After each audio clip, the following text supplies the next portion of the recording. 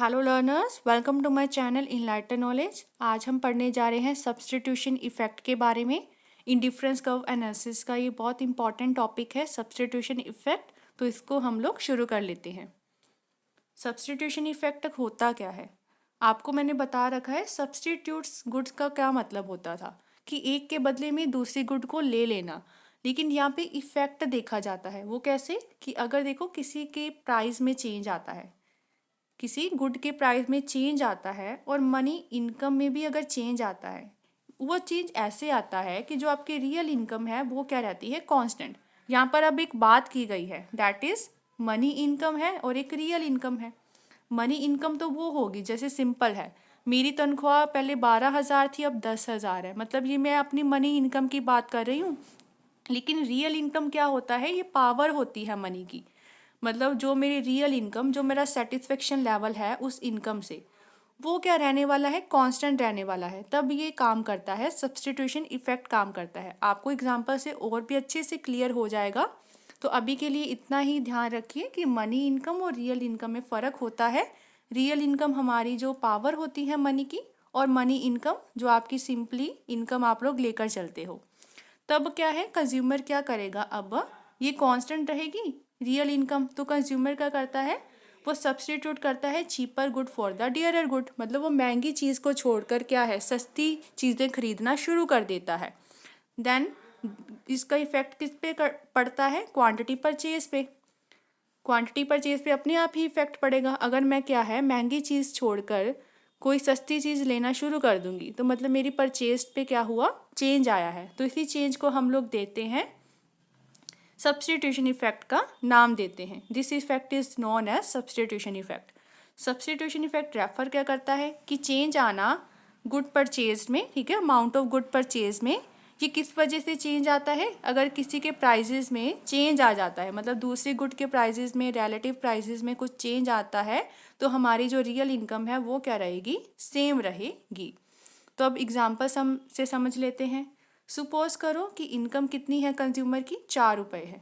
4 रुपये उसके पास इनकम है, और उस इनकम से वो खरीदना क्या चाहता है, ऑरेंजेस और एप्पल। प्राइस भी आपको दे रखा है। प्राइस जो ऑरेंज का है वो क्या है, 50 पैसे पर ऑरेंज, और एप्पल क्या क्या है, ₹1 पर एप्पल। अब हम मानकर चलते हैं कि एक कंज्यूमर 4 ऑरेंजेस और 2 एप्पल ले रहा है, और खुद को वो इक्विलिब्रियम पॉइंट पर पा रहा है। ये उसका इक्विलिब्रियम लेवल है। अगर मैं इनकम लेती हूँ ₹4 की, ठीक है, 4 ऑरेंजेस और 2 एप्पल्स वो ले रहा है ₹4 इनकम से। अब सपोज करो, हमने एक चीज़ पढ़ी थी कि रिलेटिव प्राइस में चेंज आने की वजह से सब्स्टिट्यूशन इफेक्ट आता है। तो क्या हुआ, जो प्राइस था एप्पल का वो फॉल हो गया, ठीक है। पहले 1 रुपया था, अब कितना हो गया, 50 पैसे पर एप्पल हो गया। अब इस वजह से क्या होगा, अब कि ऑरेंजेस का तो प्राइस सेम है और कंज्यूमर की इनकम भी 4 रुपये थी। अब अगर मैं सेम क्वांटिटी खरीदना चाहूँ, सेम क्वांटिटी का मतलब क्या है, 4 ऑरेंजेस और 2 एप्पल ही खरीदना चाहूँ, तो मुझे कितने रुपए खर्च करने पड़ेंगे, तो इसको हम लोग निकाल लेते हैं।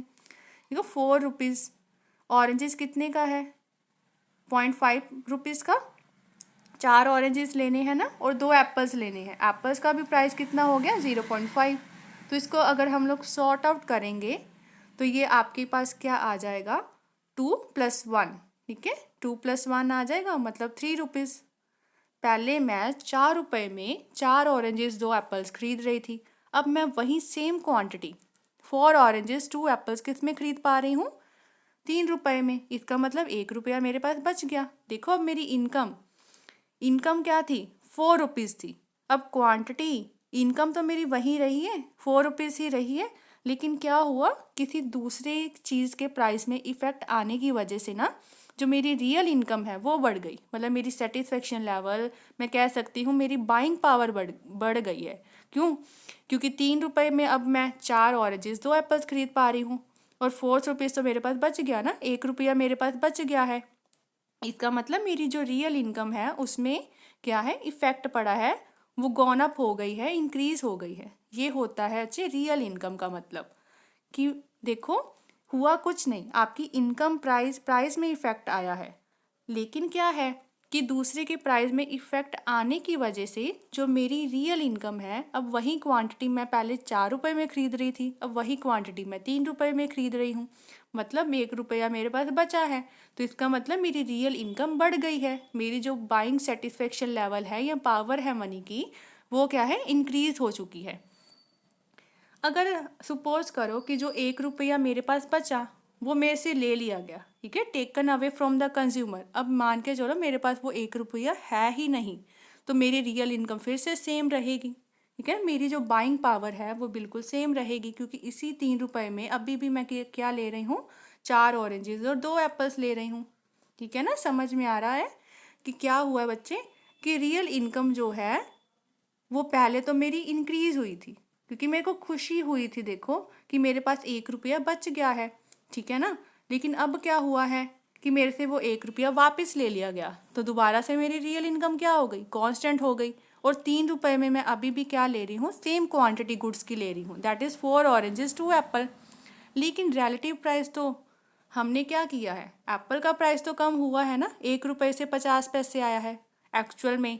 तो एक रैशनल कंज्यूमर क्या करेगा, वो एप्पल को ज़्यादा खरीदेगा ऑरेंजेस से, जिसका प्राइस कम होता है उसको ज़्यादा खरीदते हैं, भले उसका प्राइस सेम हो चुका है, लेकिन एप्पल उसको सेटिस्फेक्शन क्या दे रहा था, ज़्यादा दे रहा था। तो वो क्या करेगा, he may buy with an income of ₹3 only, 3 रुपये वो खर्च करवाएगा। लेकिन अब क्या करने वाला है, वो 2 ऑरेंजेस और 4 एप्पल खरीदेगा। क्यों, क्योंकि सब्स्टिट्यूशन इफेक्ट इसमें लागू हो रहा है। देखो एप्पल का प्राइस कम हुआ तो एप्पल की डिमांड क्या होती है, ज़्यादा होती है। अब मैं ऑरेंजेस को छोड़कर एप्पल खरीदूंगी, इसका मतलब instead of 4 oranges and 2 apples I will have want to have 2 oranges and 4 apples. ठीक है, एप्पल को मैं बढ़ा दूंगी, ऑरेंजेस को कम कर दूंगी, और यही आपका होता है सब्स्टिट्यूशन इफेक्ट। मतलब मैंने क्या किया, चीपर वाली गुड को लेना शुरू कर दिया, डियरर वन को छोड़ दिया। अब मेरे पास चीपर कौन सी हुई, एप्पल हुई, डियरर कौन सी हुई, ऑरेंजेस हुई।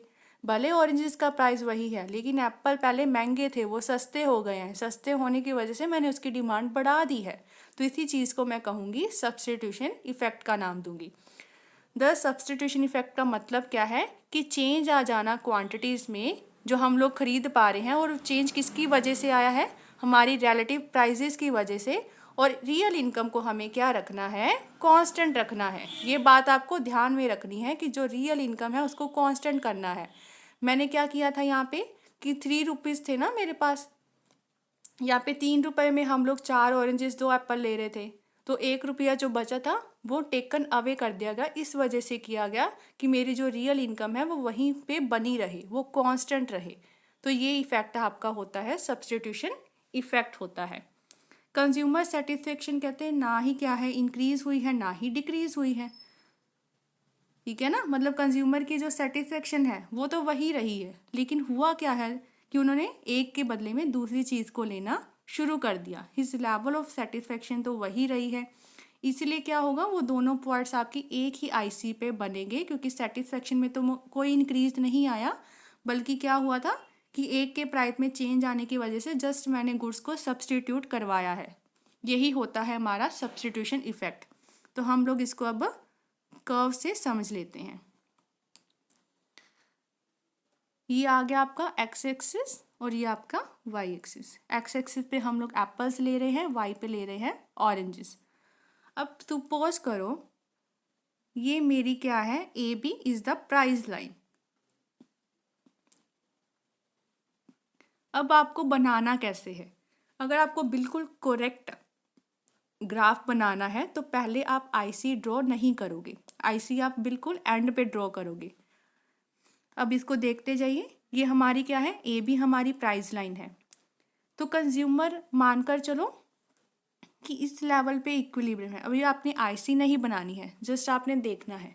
अब हुआ क्या था कि एप्पल का प्राइस कम हुआ, एप्पल का प्राइस कम होने की वजह से क्या हुआ, मेरी प्राइस लाइन कैसे होगी, पाइवट शिफ्ट आएगा उसमें, ये बन गई, एसी बन गई।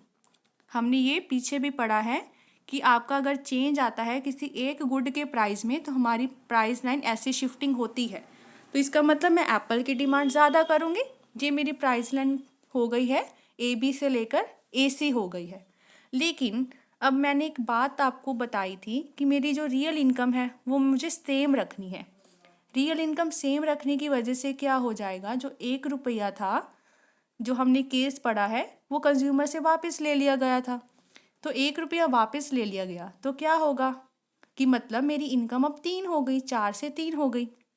अब एसी के बिल्कुल आपको पैरेलल पीछे की तरफ, यही था ना, ये मेरी 4 वाली इनकम है, अब मैं 3 वाली बनानी है। तो क्या होगा, दोनों गुड्स को कम लेना शुरू करूँगी तो ये बिल्कुल पैरेलल जाएगी इसके, मेरी प्राइस लाइन के, और ये बन गई आपकी, यहाँ पे पॉइंट्स ले लीजिए, जी और एच बन गई। एसी वाली क्या है, एसी वाली मेरी है जब मेरी इनकम 4 रुपये थी। लेकिन क्या है, in the case of ji H कौन सी प्राइस लाइन है, in case of price line ji H, वहाँ मेरी इनकम 3 रुपये है। मतलब अब मैंने क्या किया है, मुझे सेम लेवल पे रहना है, इसी वजह से जो मेरी इनकम है वो पीछे की तरफ शिफ्ट होकर जी एच बन चुकी है। तो अब हमें आईसीज को ड्रॉ करवाना है। अब क्या करना है, आईसी को ड्रॉ करवाने से पहले एक पॉइंट तो आपको लेना है ए बी पे, ए बी प्राइस लाइन पे, और एक पॉइंट आपको लेना है जी एच पे, ठीक है। और एक चीज़ का ध्यान रखना है कि इसके बिल्कुल ऊपर नहीं आपने पॉइंट लेना, इसके इस तरफ लेना है, ताकि आप लोग समझा सको कि सब्स्टिट्यूशन इफेक्ट क्या हो रहा है इसमें। तो अब आपको क्या है, आईसीज को ड्रॉ करवाना है। यहाँ पर मेरी ये वाली आईसी बनी है और ये आईसी आपको इन दोनों पॉइंट्स को मिलाकर बनानी है, एक इकट्ठी आईसी बनानी है। तो यहाँ से शुरू कीजिए और ये इस तरफ से निकल जाएगी, ये मेरी आईसी 1 बन गई, ये मेरी आईसी 2 बन गई। और यहाँ पे आप लोग पॉइंट कोई भी दे सकते हो, ई दे दिया, एफ, और यहाँ पे डी। मतलब क्या है, ये हमें जो ई और एफ है ये बता रहे हैं सब्स्टिट्यूशन इफेक्ट। ये भी अब मैं आपको समझा देती हूँ कि ऐसा क्यों किया गया है। ये देखो कि पहले क्या था, मैं ई पॉइंट पे थी, पहले मैं ई पॉइंट पे थी, वहाँ पर मैं क्या कर रही थी, ऑरेंजेस इतने ले रही थी, ठीक है, और एप्पल्स इतने, यहाँ मानकर चलो ऑरेंजेस 4 है, एप्पल 2 है। सब्स्टिट्यूशन इफेक्ट आया तो इस वजह से क्या हुआ, एप्पल का प्राइस कम हुआ, प्राइस क्या है एप्पल्स का कम हुआ, तो मैंने क्या है, ऑरेंजेस को छोड़कर एप्पल ज़्यादा लेने शुरू कर दिए। एफ पॉइंट पे आ गई मैं, यहाँ पर मैंने 4 एप्पल कर दिए और 2 ऑरेंजेस कर दिए।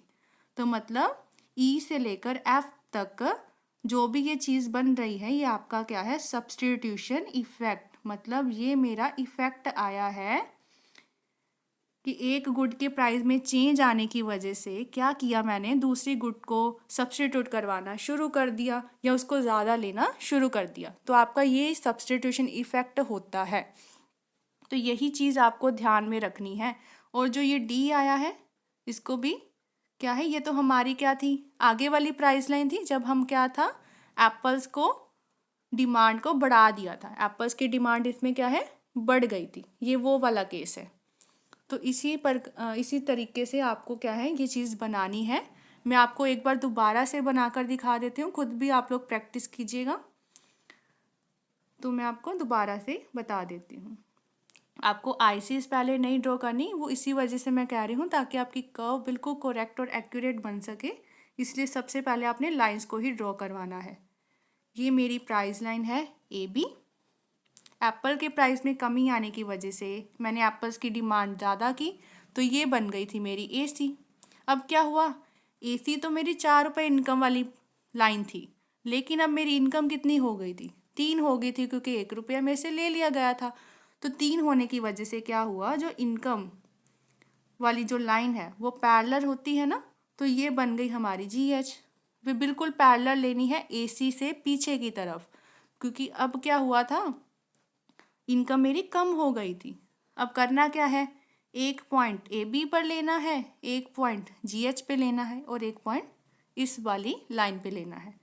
ये आपकी बड़ी वाली आईसी बनेगी, क्योंकि ये सेम एक ही आईसी रहती है, आईसी 1, और यहाँ पे आप बना दो अपनी आईसी 2। यहाँ से लेकर यहाँ तक क्या है, आपका सब्स्टिट्यूशन इफेक्ट है, ई से लेकर एफ तक that is your substitution effect.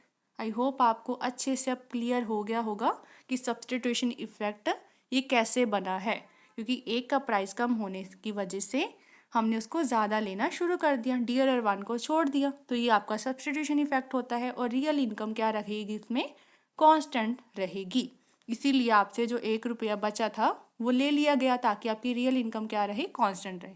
I hope आपको अच्छे से क्लियर हो गया होगा। अगर कोई भी डाउट हुआ तो आप कमेंट बॉक्स में लिख लिख सकते हैं।